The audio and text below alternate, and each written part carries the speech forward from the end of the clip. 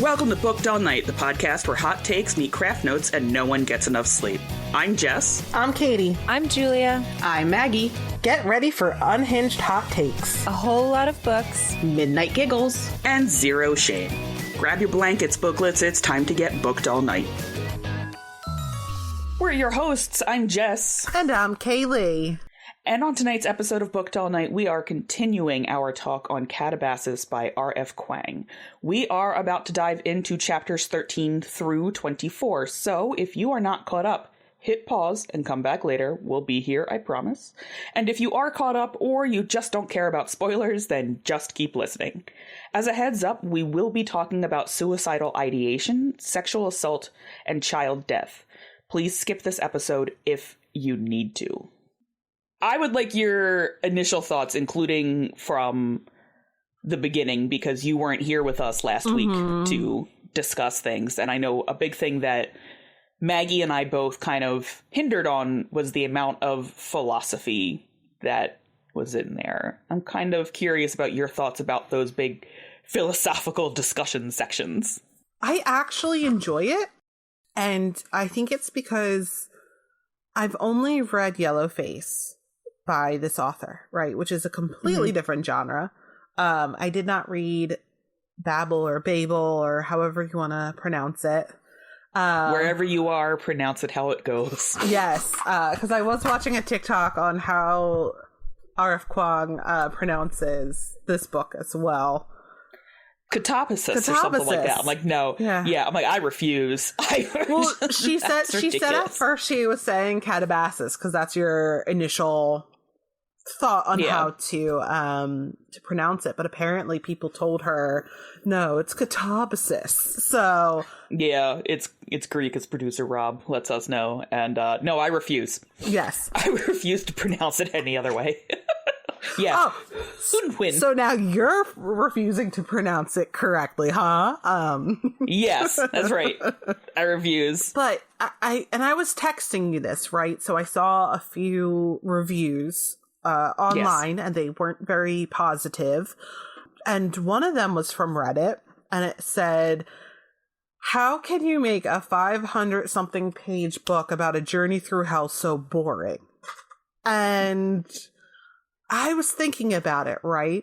So if you go into this expecting an adventure, a journey through hell, plot, twist after twist, and person and God, battling, scene after scene after scene, then yeah, I'd be disappointed. But I think I barely read the synopsis when you posted it for when we were going to read it. As both you and Maggie are wont to do, yes. I looked at it, and most books I try to just skim the back, or if I like the cover, just go into it completely blind.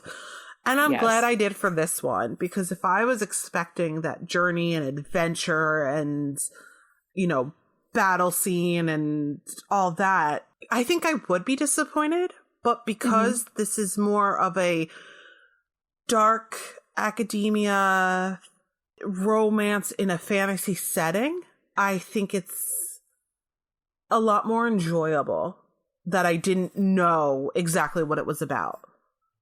I also like to go in blind, which is funny because I'm the one that chooses most of the books on this podcast. But by the time we get to them, I've forgotten what they're about, right? Like, I have a general idea, and it'll be like, Katabasis. I hate saying that. That just does not feel good in the mouth.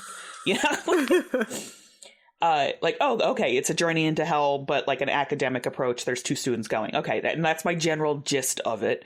And I do that with everything because I don't want to be guessing how this is going to go right from the get-go. I want to be grounded by the work and not by like the rumor mill or whatever, or the back copy and things.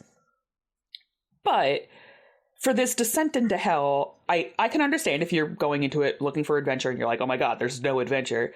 But at the same time, I went looking for some of these reviews. I found a lot of them on Goodreads, and they're like, oh, the Inferno was better. And I'm like, okay, listen, Dante's Inferno is a personal favorite piece of mine, but ultimately it is a guided tour of hell. Dante doesn't go in there fighting with a big sword, right? Mm-hmm. He dies, he goes to hell, and Virgil is like, I shall show you everything there is to see. If you look to your left, you will see the unbaptized, and if you look to your right, you will see titties. Like, that's that's it, you know? And then there are specific spirits that he meets, but it's not action adventure. The same thing with many other pieces that are classics that keep getting referenced here, that are being used as guides about what happens to hell. They aren't these huge, like, he has to battle his way through. Even Orpheus and Eurydice isn't, he has to battle his way through. He finds his way through hell, gets to Hades, makes his deal, and then ultimately fails his quest. But he's not, like, battling demons and trying to keep his eyes off of Eurydice. Like, so I think jumping into it with that, where your ideas might be coming from a classical background, is kind of like bullshit. Yeah. And I mean, I also really enjoy the blending of the cultures and religions. Like, for example, she sees that one lady, Mingpo. Oh, yeah. And the fact that they name, like, oh, the person who watches over the river, and they name, like, all these different names from all these different cultures and religions. I really like that. I've always liked studying all different types of religion. I really like the study of religions and learning about cultures and religions, and I like how that intertwines. I like the fantasy world that they're building with analytical magic, logistics, language. You have, they mention alchemy and the pentagrams, and I don't know, I really like the blending of everything. I am very torn about it because, one, I love the blending of it. I think the world building here is absolutely wonderful. And as someone who comes from, like, I was once an English major, and so I spent a lot of time in critical theory classes, you know, here are the philosophies coming back to kind of come into my life, which is really nice. But at the same time, I feel like they slow down the pacing of the book a lot. Like, where they come in, yes, we need the information, but I feel like they go on for too long. And I said it to Maggie, and I'll say it again here. It reminds me of Moby Dick, where, you know, we're on a boat, we're doing some whaling, there's some plot happening, and then there's, like, an encyclopedia passage about the whaling industry. Yes. And then we go back to, and I feel like that about these philosophy sections, where, like, I agree, they're very interesting, and I really love them, and, like, the academic in me is truly tickled pink. But the writer in me is like, I have grasped this concept, and I would like to move on. And then when we do move on, we get it in conversation. I agree. I think that they introduce it, and then they keep building and building and building, and there's just a certain point where it's just like, okay, we get it. You could have given this to us a little bit earlier with that other passage. Absolutely. Yes. I completely agree. And I think that's one of the reviews that I saw, was that someone said that they DNF'd it because it was too wordy. And I do agree that sometimes it does feel wordy, but I do generally enjoy that aspect of the world building.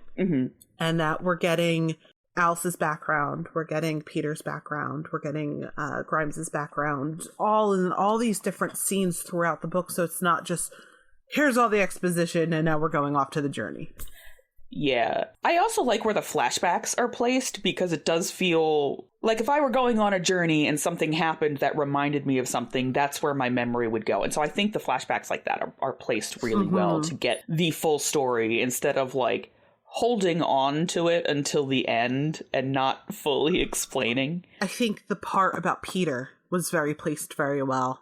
And that after we get that information about Peter, it's like he's telling Alice.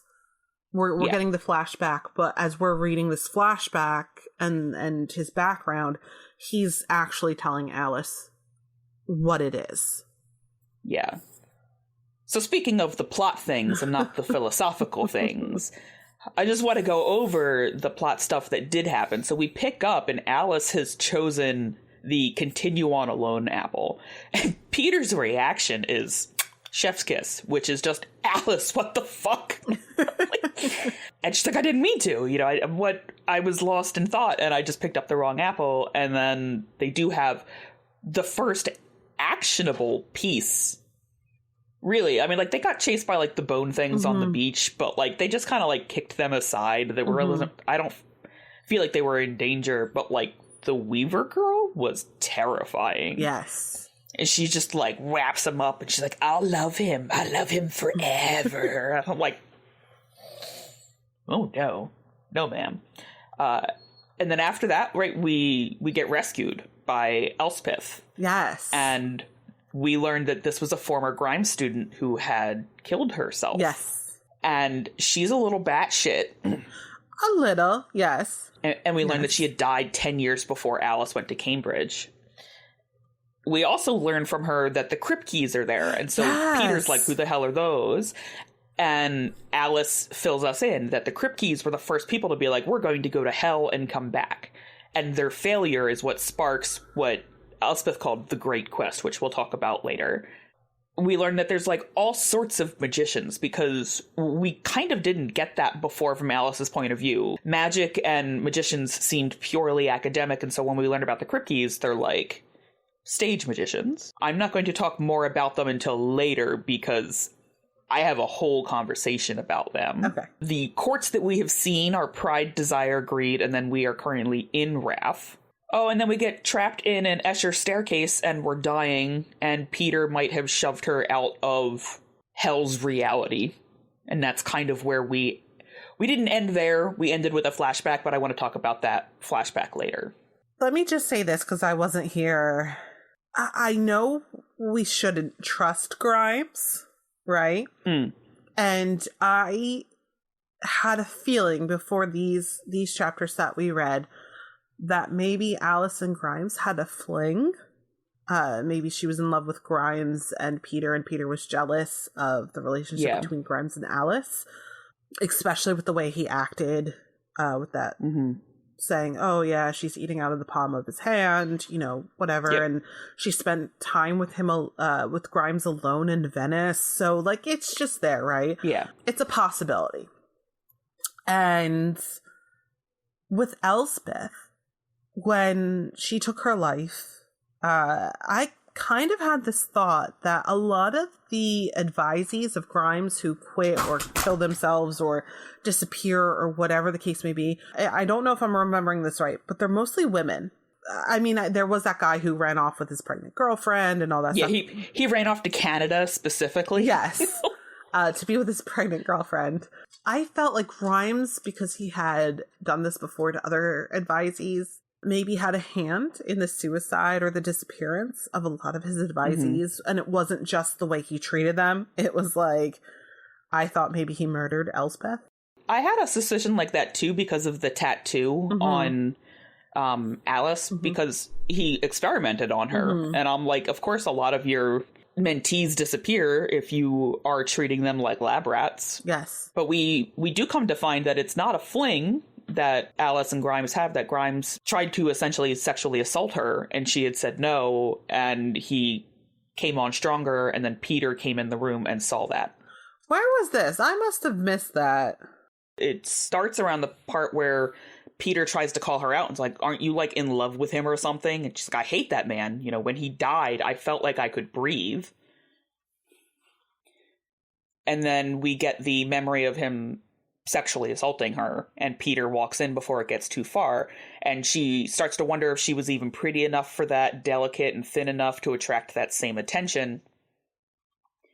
And favoritism was all right as long as it benefited her. She thought so I skipped some. So what I'm realizing now is, remember how I said I thought I had 6 chapters left and I only read 2? Yeah. And I was at the mark? Yeah. I think my marking was wrong, and I picked up. I skipped some chapters and picked up later. Okay, then let me fill you in. Professor Grimes sexually assaulted Alice. And Peter I was wondering why he turned so cold to her. Yeah. And I never got that. Okay. Yeah, so gosh. He then turns incredibly cold, and she's like, this isn't fair. This shouldn't be my fault. And, she thinks there's actual quotes in there that if Alice hadn't acted like a whore, that if Alice had been careful as Belinda had always been, she wouldn't be in this mess. And she could have weathered it all if it were not for Peter. She couldn't bear the way things had changed with Peter, because that was like her big friendship as far as she saw, because she obviously just goes over her head. This whole section is Alice's internalized misogyny about being a victim of sexual assault. And it ends where she's finally worked up enough to tell someone. And she has 2 separate conversations about it where she's like, I gotta report him or something. And one of the first conversations she has is with Helen Murray, who is like the big feminist at the college and runs the Women in Magic conference at Cambridge. And instead of being a shoulder to cry on, she ends up having like a whole didactic speech ready to go about how, you can't just be a feminist when it suits you. And it's the difference between a woman like me and girls like you is that we always understood the battle was never over. Your cohort has chosen to live like the rules don't apply to you, and it seems to work. I salute you girls. I support you. I wish I could have done the same, but you can't just cry wolf. And then I have some cut there. Would you like to go to the police, file a complaint? Would you like him reprimanded by the university, compelled to write you an apology? Would all of this make you feel better? And Alice comes to the conclusion, like, if she reports anything, she's going to get ousted from academia because this man's presence is a lot bigger than hers as a no-named graduate student, and it would ultimately hurt her career. And Helen continues further, so see, it only hurts you to take this further. The best thing you can do for your career now is to forget it ever happened. Just, confirming that academia is sexist and terrible, and after that, Alice's suicidal ideations get a lot worse. Okay. So I think I found what I skipped. When I picked up the book, so I was reading, and they were on the boat with Elspeth, and she said, let's find basically the dialectic or the paradox or whatever. And then she fell asleep. The true contradiction. And then all of a sudden I picked it up and we were on like the Escher stairs. So I was wait. Yeah, you skipped some stuff. Oh, I definitely skipped some stuff. And it looks like 18, 19, 20. Was it? And then I think I picked it up at 22. So that means you didn't see them do the liar's paradox to Elspeth? Nope. Yeah, I skipped 18 through 22. And not, again, I think it was because the way I had it bookmarked. And I think a little someone might have taken out one of my bookmarks. Oh, no. That's fine. You can spoil it for me. Okay, cool. I'm further in the book anyway. Yeah. Okay, so I'll just spoil a bunch of shit. We come back and Alice has picked up the Continue On Alone apple. Right.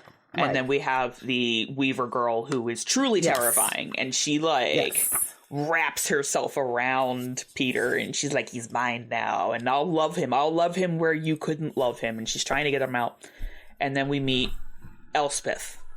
Yes. And we also get some lines around here.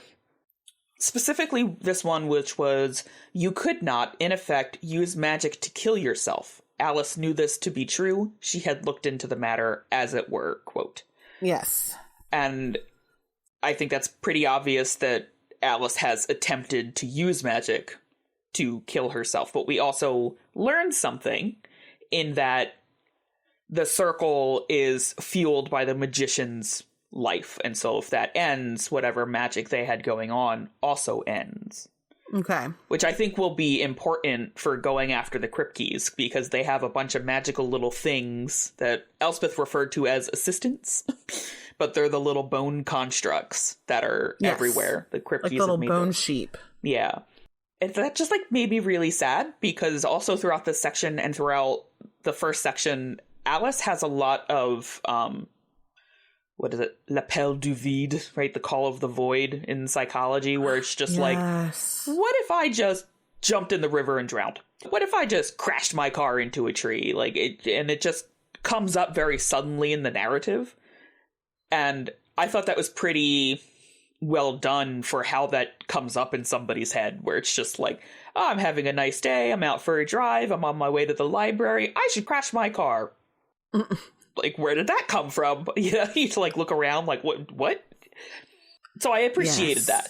We learn around this section that Grimes chased away a lot of students, like more than we were led to believe. And I'm so happy that, not that I missed it, but that you're explaining it, because that was my gut feeling, right? Like, there had to be something more. Mm-hmm. And I know Elspeth alludes to it, and I know at the end Peter confirms it, but Grimes was stealing work from his advisees and publishing it as his own. And even then I was like, there still has to be something more.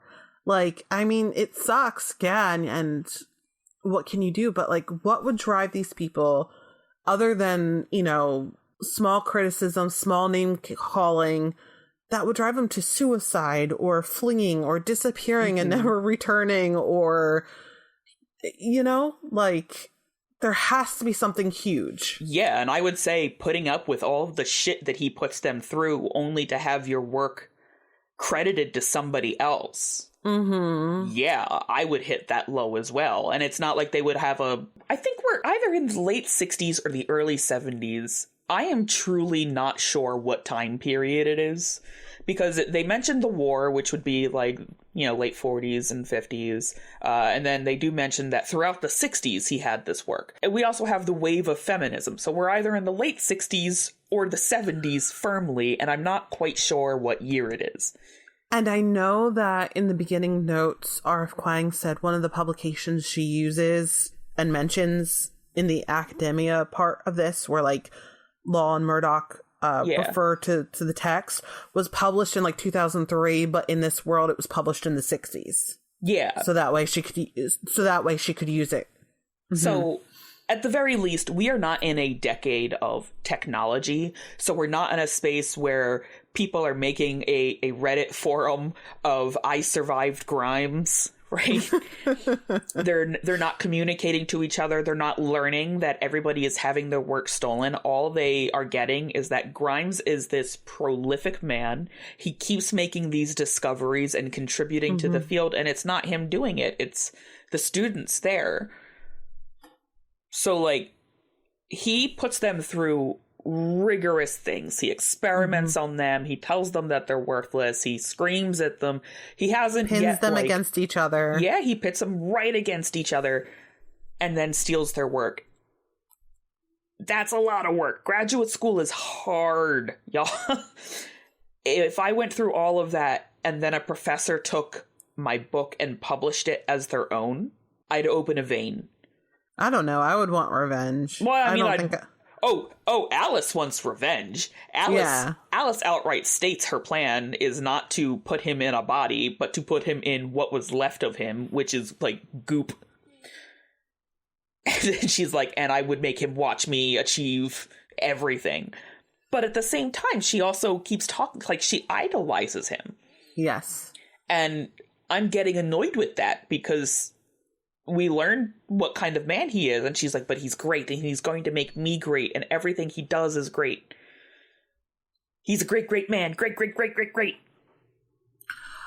I think it's one of those situations where when you're a little bit more extreme than this situation, but when you're around someone and you want them to like you and you do everything to make them like you, and then when you're away from them, you're like, you know what? This person's kind of shitty, and people know he's kind of shitty, and then you go back into their presence and you're like, notice me, pick me, you know? Yeah, pick me, senpai. Right. It's just one of those things where you know this person's toxic, you don't really care for this person, but every time you're around them, you want them to praise you and notice you. Yeah. As somebody who went to grad school, I feel personally attacked by this entire book. But they talk about the abuse, but then right afterwards they talk about, like, if they can get through it, they're worthy. If they can get through it, they can stand above everybody and look down on them and be like, I survived Professor Jacob Grimes and you didn't, and that makes me a better scholar, a better magician, a better everything. Where, like, even when they're working with them, the attitude is like, okay, I'm working with Grimes, so I'm making groundbreaking discoveries, and you're doing basics. Doesn't even matter. Like, we never learn what anybody else is working on. We actually don't even learn what Grimes is working on, to be honest. Not until it's like he published Peter's paper do we get something concrete about what was going on with it. Yeah. But the entire time, even when we first meet the other students, right, the other, like, cohorts of their class that are working with other professors, they all are like, you're working with Grimes. Oh my God, I can't believe that you're so good to work with him, or that you're putting yourself in that position to go through that. You're a wonder. You're a genius. You're amazing. You're a golden child. And, like, yeah, man, I would love to have my ego fluffed like that. Right, but at what cost, right? Yeah. So much trauma and suicidal thoughts and tendencies and like, a lot of mental health issues. so many. There's a line in there where they're with Elspeth. I thought it was really funny, and she's like, "Don't take this the wrong way, but, like, you're really fucked up, aren't you?" Like, oh yeah. I think she said that to Alice. Yeah. Like, you're both like, right, yeah. There's also this reaction that Alice had. Every reaction that Alice has to any obstacle or mistake is one way or the other. She gets into the librarian pride and she's like, I can overcome this because I can put that away and walk out. But the Weaver girl, like, her immediate reaction after that is like, it always went like this. It didn't matter what she intended. It all went to shit anyway because she was stupid and worthless. She could not stop falling apart. She could not hold the thoughts inside. She made all the wrong choices and it hurt everyone around her. And I was like, girl, same. Yeah. It's that imposter syndrome right there. Yeah, and it's all over this book, and I kind of want to scream at both of them because they both have it, where they're in the same conversation. They have the I can't work with this man anymore, but also this man chose me and I'm special. And it's like, you guys have to pick one or the other. Like, I know that magic revolves around paradoxes, but this is not magical. This is traumatic. It was so sad and familiar to watch this narrative. And I felt seen and I didn't like it. Yeah, there's definitely a lot of connection to both of them. Yeah. And remembering my college days and where I'm at now, and yeah. Let's move on to something really creepy, which is the Kripkes. Okay. So, the Kripkes are the beginning of the journey into hell, which Elspeth labels as the Great Journey, or whatever it was. Yes. The Kripkes were stage magicians. I keep wanting to say musicians. They're not musicians. They are magicians. They were going to return from hell, and they literally open their carotid arteries on stage and bleed out. And of course, they don't come back because they're still in hell. Right, but I don't think they're just stage magicians. Didn't they also, like, study magic at a university? So they're, like, magicians like Alice and Peter and Grimes are, except they went to take it to the world, really, as stage magicians. Yes. I think that's important. It's not like they're fake magicians. Yeah. It's they are magicians, but they're presenting themselves to the world as, those silly little magicians. I think the best way to describe, like, their place in the world would be like somebody who was a biology major who went on to write science fiction and, like, used their, like, it's not what they intended to do or what the degree was meant to do, but it still works. Yeah, like, they're not charlatans, but they are kind of I don't want to say the lowest of the low, but they're looked down upon in the magical world. Yeah. They also killed their son to bring him along. Elspeth tells us that they didn't want to leave him behind, so they brought him along. They gave him some juice with arsenic before the show and collected his dead little soul shortly after they journeyed down themselves.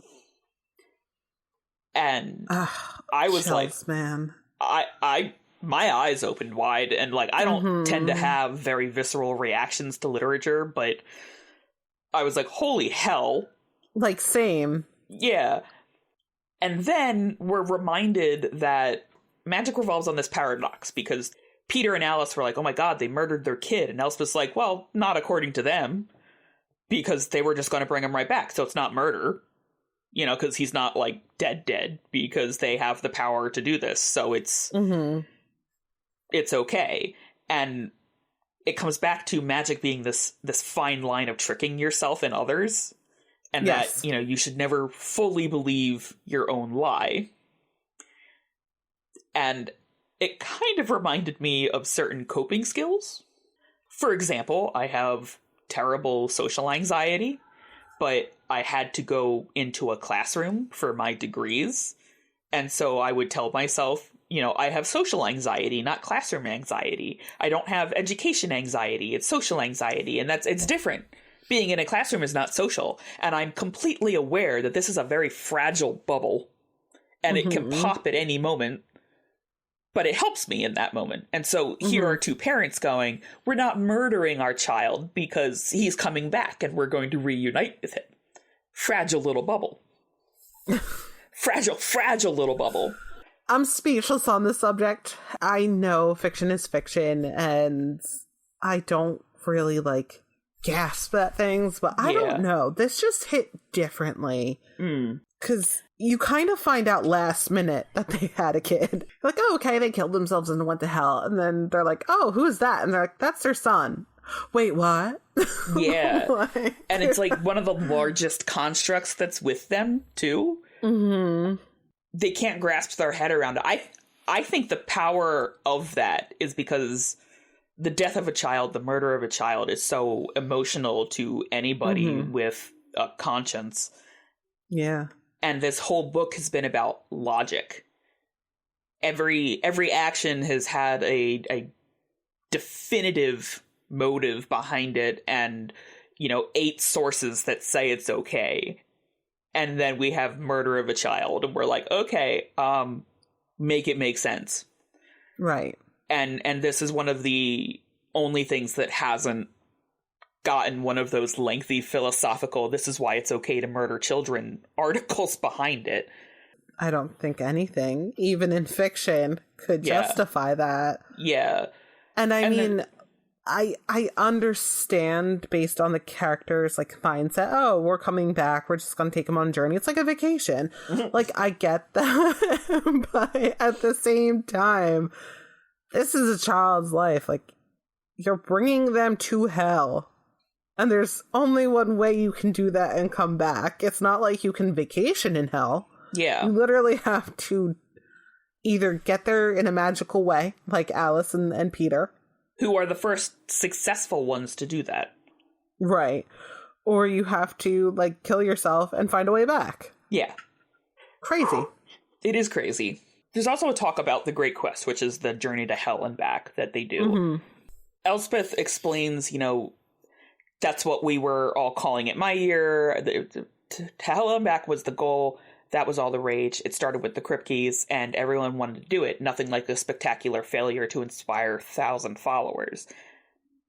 And my reaction to that is but isn't that academia in a nutshell? They couldn't do it, but I'm special and I can. Yes, this authority says this, but I believe this and I can back it up with other authorities. And this whole book thus far has been a great epic critique of the world of academia. I don't think anybody can pick it up and be like, no, it supports it. No, it's yelling at it quite clearly. You have problems. You have problems that have been there for forever, and you need to fix that. Yes. In that conversation, we also learn about the true contradiction. I'm going to read the things that it used as examples, and then when my brain re-solidifies inside my skull, I'll continue talking. The power of a true contradiction explosion, was the first thing anyone learned in logic class. From contraction, anything follows. If you had a true contradiction, then you could prove anything. For example, you and the Pope are 2, therefore you and the Pope are 1, and you could prove the sky was green, that rocks were bread, and water was wine. Now I need to let my brain reset, because I was getting flashbacks to my freshman year philosophy class, where I was learning things like Levinas, who's like, we only exist in time by suffering. So when you're not suffering, you don't exist. Which is to say, you suffer all the time. There was also, I think it's Heidegger who says, the bathroom light toggles existence. Because if you go into your bathroom and it's got no windows to let light in, and you turn it off and you can't see anything, you can't prove that anything is there. And I'm like... That's false. Yeah. That was the year that I started drinking heavily, because there was no way to understand this shit without being buzzed. You had to put your brain in this limbo-esque moment between being awake and being asleep. Like, I think if you taught philosophy to a kindergartner, they'd get it right away. Because they have nothing in the way to be like, no, that doesn't make sense. Their suspension of disbelief is astronomical, and they'd be like, wow, the bathroom light toggles existence? Absolutely. But we wait until we're in college for these big, lofty ideas. These specific examples, though, the rocks that were bread and the water that was wine, Elspeth serves Alice tea, and now you didn't get to this section, because this is when they get caught doing the liar's paradox. Okay. Alice takes some tea from Elspeth. I know they were planning to do that to Elspeth. Yes, so they did that. They did do that. Elspeth hands over the tea. The water looks disgusting. And she's like, hey, do you want some sugar? And Alice is like, sure. And Elspeth just drops a rock in. And it wasn't until I was typing up my notes on this that I'm realizing Elspeth might actually have a true contradiction. Because she's drinking tea, which is definitely not tea, and she's putting a sugar cube in, which is definitely not a sugar cube. But for her, it definitely is. And if not a true contradiction, then she is, in fact, batshit crazy. So then they get caught in the liar's paradox, which is apparently, like, very basic, right? It's undergraduate work kind of thing. And Elspeth gets, I think, rightfully angry. I'd be mad if somebody was trying to cast something on me after I had saved them. And there is this description, because in that moment, she's like, you think I can't handle a liar's paradox? She, like, transforms. 2 things happen. 1, she transforms because she's pissed because they cast stuff on her. And 2, she learns that they are Grimes' students. Okay. And that they are there for him. Mm-hmm. And so something black seeped into Elspeth's eyes. They seemed to rot in her. Whites turned green, then black. Years of decay, squeezed into seconds. Suddenly butterflies flew out the sockets. A horde of them, awful, rustling violet. And Alice's immediate reaction to that is that it's terribly impressive magic. She's good, Alice thought. She is worthy of Grimes. She was Grimes' advisee, and she took her life. Yes, and Alice defines suicide as, like, failure. Yeah. They have a discussion about it, because they're sitting there awkwardly, and Elspeth says, like, oh, you want to know where the boundary is. You'd like to know when it goes from feeling pretty blue to thinking you wouldn't mind if a bus ran over you to actively stringing a rope together and kicking off a chair. And then immediately changes the topic and doesn't go further there, because obviously that's not, like, a fun topic of discussion. And I also think it varies from person to person. Also varies from person to person. Alice's idea on suicidal depression, however, is that it was just an extreme form of failure, which was a symptom of inadequacy. If you had sufficient force of will, then obviously you wouldn't be suicidal. That's very hard to comment on because it's half true, I would say, because a lot of the reason for many suicides is the feeling of inadequacy and failure and all that stuff. So I think that kind of speaks to it, right? I think that part has a lot of truth behind it. But I don't believe the other one where if you had the force of will, you'd be able to succeed and not kill yourself because you're strong. And that's, I don't think that's true. No. I think it says a few things, right? We're in the 60s where psychology is still relatively new and also looked down on as a pseudoscience. So this isn't a time period where we'd be like, hey, I need help. We are in a time period where if you need help, you shouldn't ask for it because no one should need help. You should be strong enough to do it. And all of that is rooted in Alice. You know, she's already less than in her eye and in this time period because she's a woman. So she doesn't want to be a woman with depression as well. And that's what she sees in Elspeth it is a mirror, not only because Elspeth looks like Alice, but she's going through these same thoughts. And Elspeth succumbed to them. She ultimately killed herself. And they do have a discussion about whether or not it's because of Grimes. Right? She's like, oh, and he drove you to do it. She's like, oh, no. I'm not giving him that satisfaction. Yeah, I hate to give him that credit. You know, he's not the reason why I refuse to give him the credit, but he was the symptom. You know, like, he was involved. And it took her years to realize it after the fact. And she also had the reaction to his torture, ultimately, that every time he yelled at me or picked me apart or humiliated me in front of other students, this was just the whole symbolic order coming to a head. This, you know, like, this is just academia. This is just what it is. And so she sat in there and sat with it. Like, yeah, she is a mirror to both Alice and Peter in that sense. But absolutely. Yeah, but in other senses, I think she's batshit crazy. She's just like, the Mad Hatter, here is my dirty water tea and my rock sugar. Have fun. I think you could also say that she's a mirror to any academic who's been humiliated by a teacher in class. Yeah. I don't think there's an academic out there that hasn't had a teacher that has been... Yep. I had a teacher in my undergrad who had me for 4 years. She had me in the fall and the spring for 4 years because she taught all of the survey courses required for the degree, and I couldn't get out of having this teacher. And she never learned my name. On my senior thesis, the only thing she wrote other than failing me was, Jennifer, this was a disappointment to read and grade.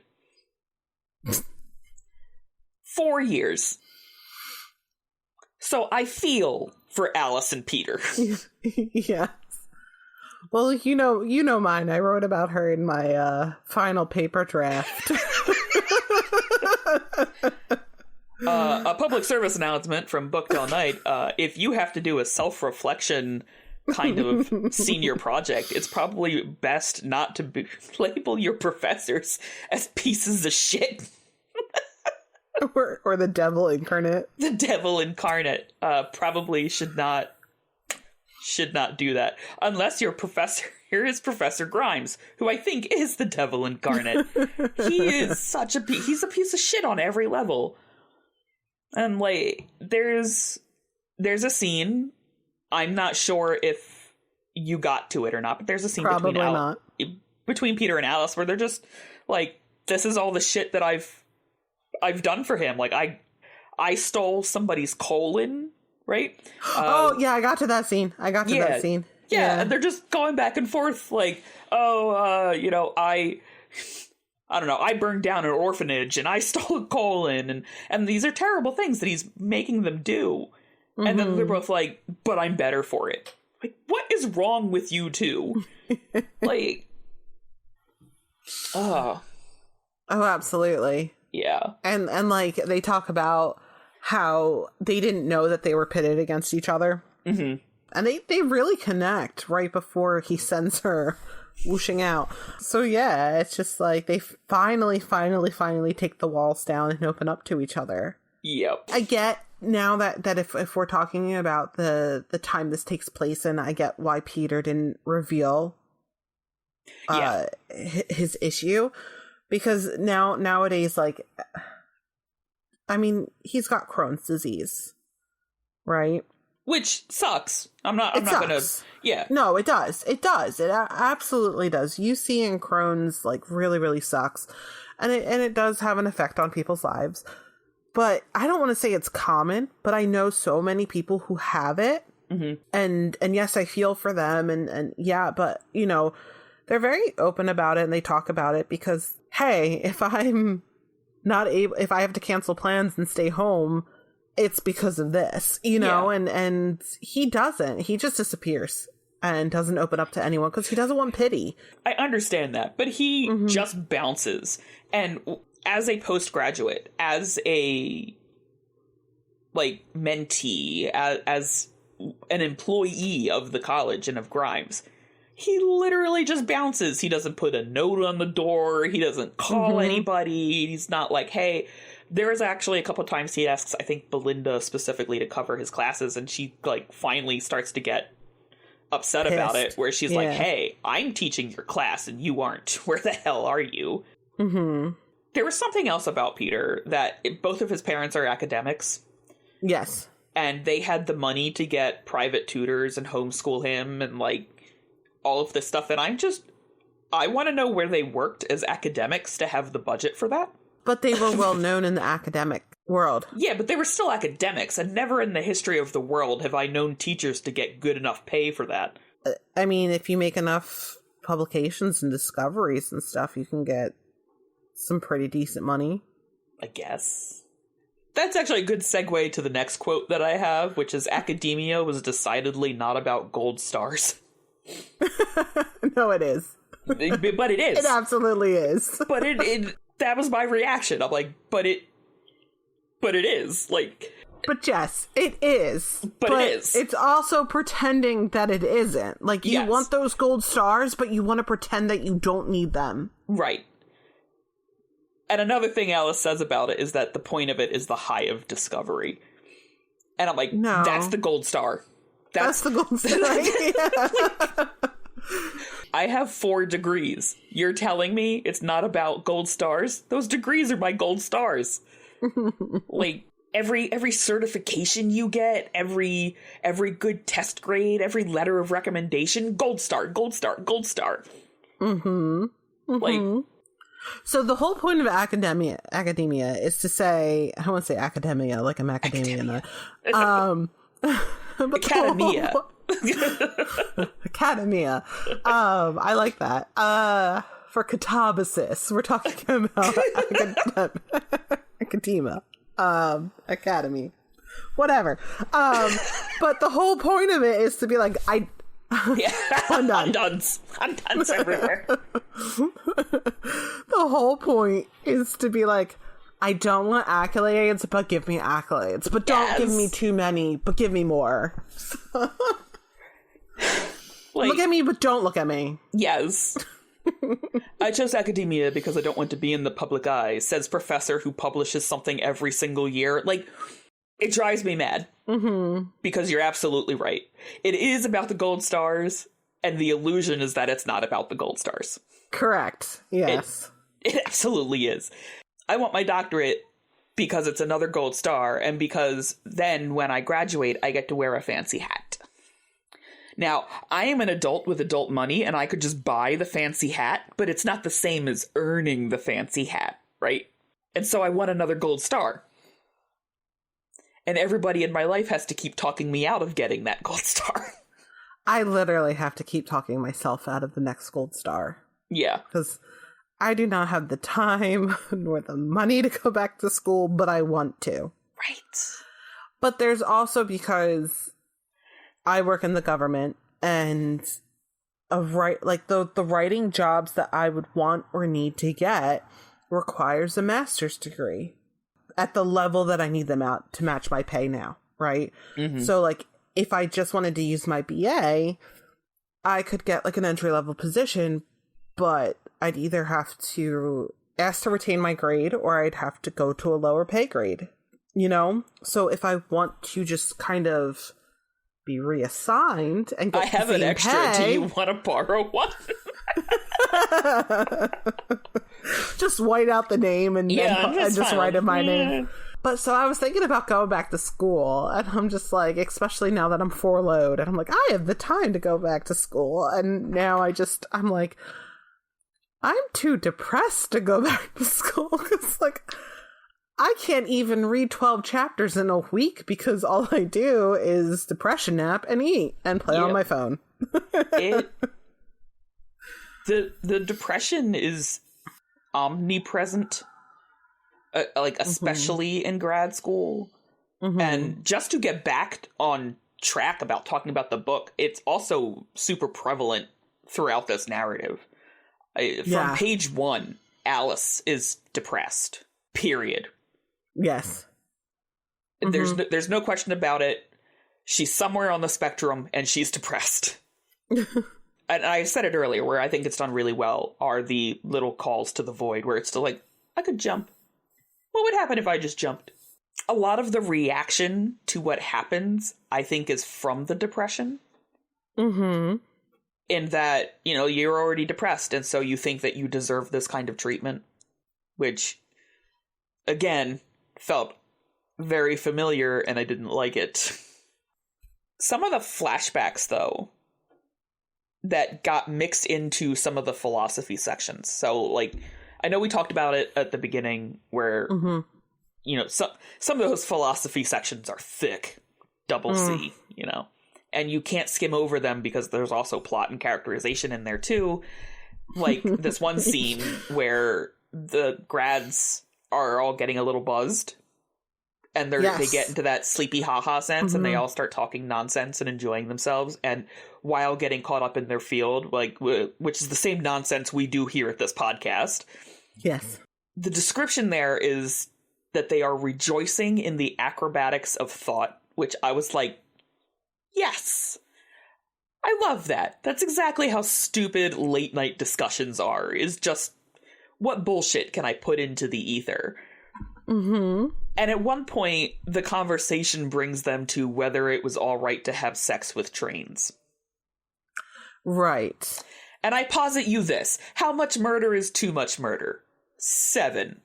Right? 7 murder is too much murder before somebody... like, these are conversations that we've had. Producer Rob and I have actively overanalyzed Frosty the Snowman because it's fun. It's just fun to do. We literally analyze respawn times and compare them to Jesus. We have a list of respawn times.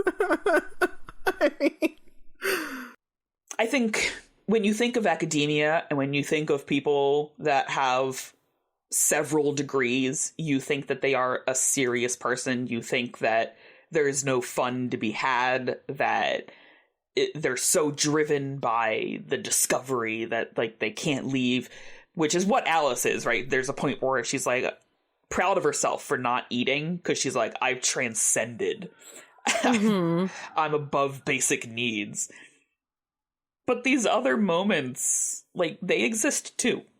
It's not all hardships. It's not all late night in the computer lab wondering why your computer got a virus and now you're retyping your entire thesis at 1 o'clock in the morning. Like, there's a lot of happiness to be had in academia too.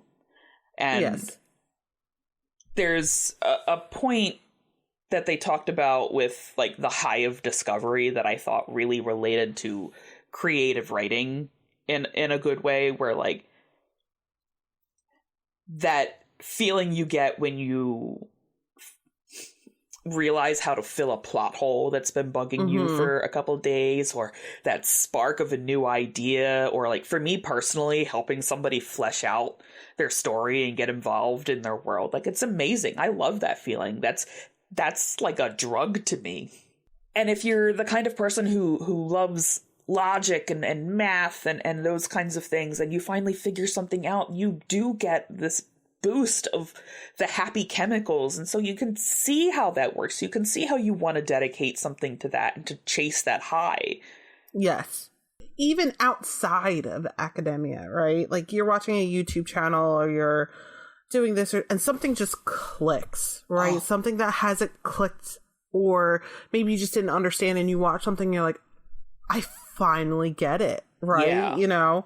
So it also happens outside of that world too, where just in everyday life, like even at work sometimes, like when you have a problem at work and like everyone's and you're like, this doesn't make sense. This doesn't make sense. This doesn't make sense. And someone like literally just says, just think of it this way. And it finally clicks. Mm-hmm.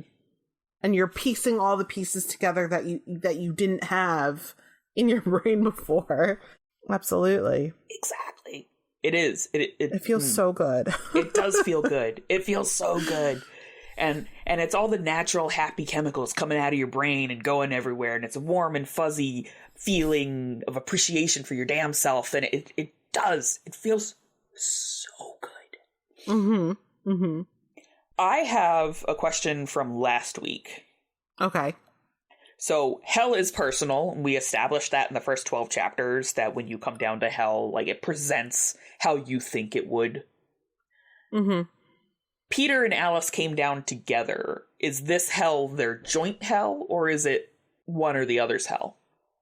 I honestly think it's both of theirs. Mm-hmm. Because they're literally going through hell in the real world. Yeah. And it's now personifying itself as actual place hell. And I think it's both, because it's where Peter has had his worst bout of Crohn's disease. It's where he's been pitted against his other advisee. You know, he's been pitted against Alice. He's been made to feel worthless. He's had his work stolen while he was in the hospital getting surgery. Yeah. So I think that it's manifesting into this actual hell for them, because it's the only thing that they've experienced in real life that they just feels like they're going through hell, right? Yeah. You know, depression and not eating and trying to not help yourself and your body when you're going through a bout of Crohn's disease, because you think you can, because your teacher told you that you're stronger than it and you can tough it out. Literal hell. Yeah. So I bring that up because one of the quotes from Elspeth is, in defining hell, that she thinks the whole point of it is to show you the full extent of what you wanted. Okay. And I think we have seen some of that, right? So in Pride, Alice finally got to pull one over on a male authority figure. Right. In Desire, which was what was in Desire? It was like a rehab center. Yeah, it was like a dormitory. Oh, yeah, the dormitory. I can't make my point in Desire, but I can in Wrath, where they are experiencing someone's wrath, and they are both finally letting their own out and screaming and yelling at each other. Like, what they're in is this weird kind of purgatory where everything is what they wanted to experience out of life. In Desire, neither Peter nor Alice have really had any... I mean, they've had sexual experiences. They've definitely, like, in flashbacks, we've learned that, like, they're not two virgins in grad school, right? But there is definitely a desire that they have for each other, whether it's romantic or platonic is yet to be canonized. Right. However, Alice does mention that as a magician who is supposed to be better than any other magician because they're working with the greatest magician of all time, she has no room for desire. They're supposed to be able to Just kind of like eating. Just shove it to the side. You don't need it. You don't need to feel it. Alice needs to be hit in the head with a frying pan sometimes. Yeah. I think Peter does too. Yeah, in that they're both stressed out of their minds. Mm-hmm. And neither one of them talks to the other. And, like, it's the 60s, 70s. Of course, they're not going to talk to each other. But they both know that they're in the same situation. And neither one of them is like, hey, how are you handling it? What is your secret? Because they don't want to show that weakness. Yeah. Which kind of comes back to, like, how they both talk about Grimes and feel about Grimes.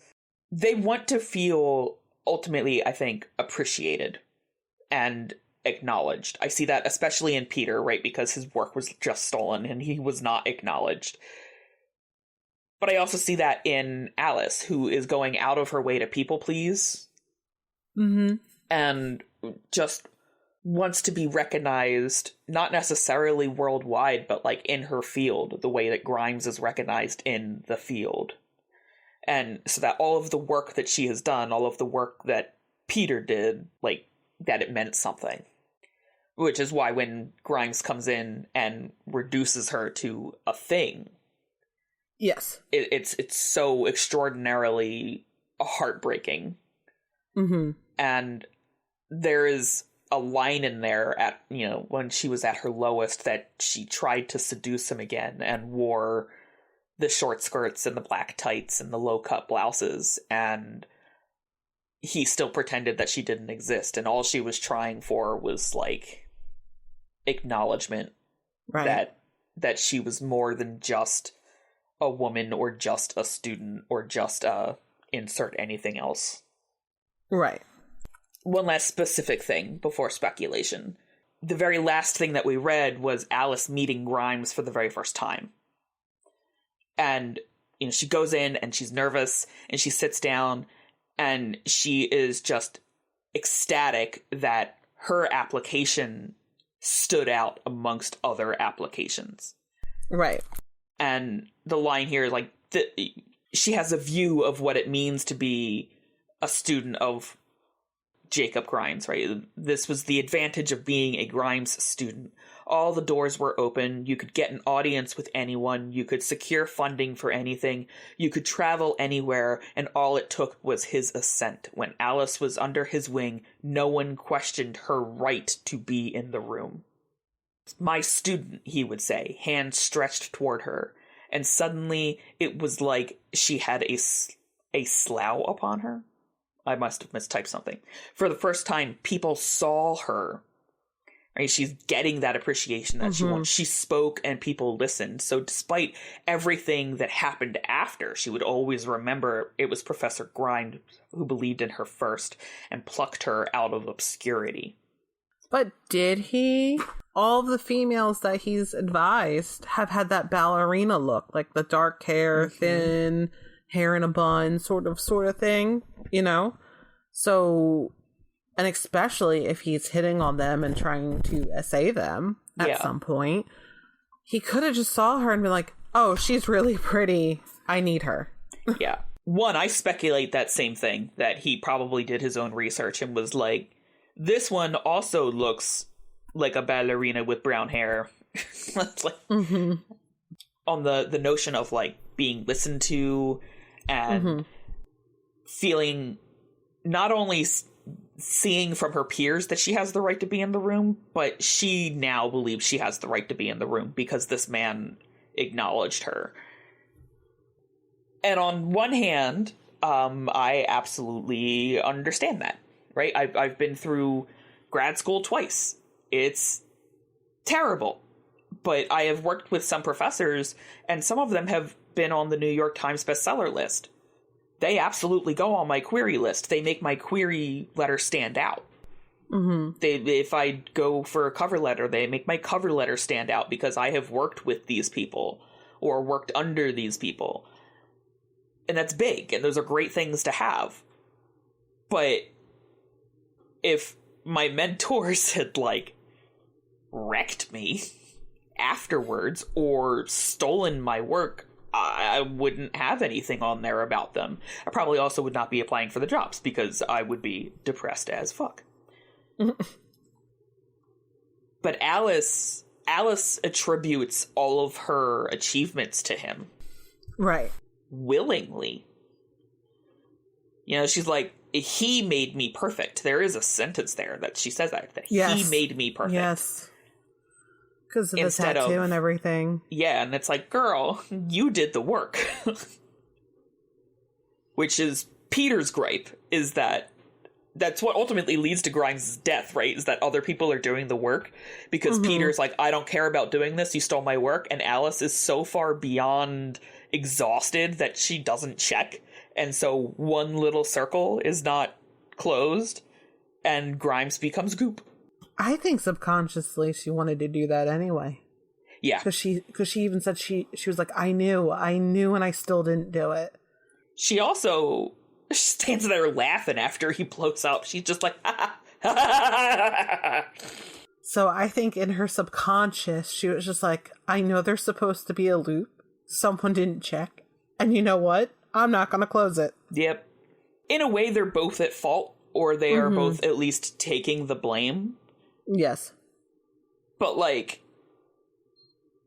Grimes didn't check it. And if that was a possibility... If there is a joke about an engineering professor, where there's an engineering professor, he gets on a plane, and they make the announcement that all of his students had worked on this plane, and everybody else gets off, but he stays on. And they're like, oh, are you, like, that confident in your students? And he's like, no, if they're mine, this probably won't get up off the ground. And I feel like, you know, as the joke, the engineering professor obviously has a better understanding of his students, knowing that they don't double-check things. But here comes Grimes, who absolutely should be double-checking things, especially if you're walking into this circle and you know that a side effect might be that you're just going to explode. Right. Or if that's a side effect of any magic, if anything is drawn incorrectly or written in the wrong language. Right. Like 100%. But he knows that they worship him and will do anything. And he doesn't think that they can be angry at him. And he's wrong. Yeah. Clearly. Do you think they'll find him? No. Well, yes and no. Because I think he's one of Kripke's little bone things. Or he's, like, working with the Kripkes? That, or because Elspeth says that when people come down to hell, magicians come down to hell, Kripkes go and find them immediately and sacrifice them to become part of their bone things. Is it wrong that I hope that's what happens to him? Because they're trying to get to the last Lord Yama, yeah. Yeah, to Lord Yama and the Nameless Court. Yes. We've been through 4 courts in 24 chapters. I don't think they're going to get to that point. I don't think they're going to hit that goal. And I kind of don't want them to. Like, I want Alice and Peter to successfully get themselves out of hell. Yes. And if they do that, I want them to be the ones to sacrifice Grimes. Just be like, you know what? Bye. But my genuine thoughts are that they are not going to make it to the center, and they're not going to find Grimes. I feel like they are going to find Grimes, but I feel like they're going to do something to the point where they're like, you know what? Screw this. We don't need to save you. And just head off on their own. Something's going to happen where they find him, but they don't go through with their plan. But I still think they're going to make it to Lord Yama. And I think one of them be close to dying or something, and the one wishes to, like, you know, save them and get back up or whatever. Yeah. I don't know, but I don't think the ending, I don't think they're gonna save Grimes. If they do find Grimes in hell, do you think he's got, like, a body as a shade, or is he just, like, a big goopy shade because of how he died? I think he's gonna put the work in. I think he's somewhere in Pride, honestly. And they just overlooked him. They just overlooked him. Yeah, because he keeps publishing things under his name that isn't his own work for the gold stars, right? Like, he clearly wants those gold stars. He's clearly proud, and clearly he knows that his name carries weight, right? Yes. And I think he wants people to know that and to recognize that. So I don't think he's going to be one of these blobs who doesn't put in any effort into their image. I think he's going to show up as he is and be like, look at me. Yes, I'm Grimes. Yes, I'm him, you know, sort of thing. I think he's going to be in some court that encompasses all of the sins. All right. So what do we have left for courts? Because they did name them. So like, it's violence, tyranny. The nameless court was the last one. There's another one. There's maps in the back. Hold on. Pride, desire, greed, wrath, violence, cruelty, tyranny, and the eighth court. If they do find him, I think he's in cruelty. Or tyranny. Because I think tyranny could encompass every single sin. Yeah. Because, I mean, if you're going to be a tyrant, you got to have some sort of pride in yourself. Some desire to take over and have power. Greed, obviously, taking other people's shit. Wrath, anyone goes against you, you're going to be violent against them and cruel to them. And he was. Yes. I think tyranny would be it. Unless he is like Lord Yama or something. He takes his face off. I am Lord Yama. Ha ha ha. You have passed my final test. Here is your doctorate. All right. Next week, we finish our discussion on Katabasis. It doesn't even, like, roll off. No. Katabasis sounds so much better. Almost all the other Greek names, for me, roll, like, I could do Orpheus, Eurydice, Antigone, like that It takes me a minute to figure out how to pronounce it in my head. Antigone? Yes. Antigone, yeah. I'm like, what is this word? I'm like, Antigone. It's Greek, so it's not pronounced how you think it should be. Eurydice, it's Eurydice. What's the joke? It's, guy rips his pants, and he goes to the tailor, and he's like, hey, Eumenides? And the tailor's like, yeah, Euripides. Thanks for staying up with us. Follow us on Instagram and Threads at BookedAllNightPod. Drop a comment to let us know what you thought of today's show and join our Discord server for giveaways, excerpts, and more. It's still in the works, but we're aiming for 100 members. Catch our live author interviews on YouTube and leave a question for our guests on our Discord server. Check out our shop and website at bookedallnight.co. And if you're loving the chaos, don't forget to rate us 5 stars. Until next time, booklets, stay booked all night.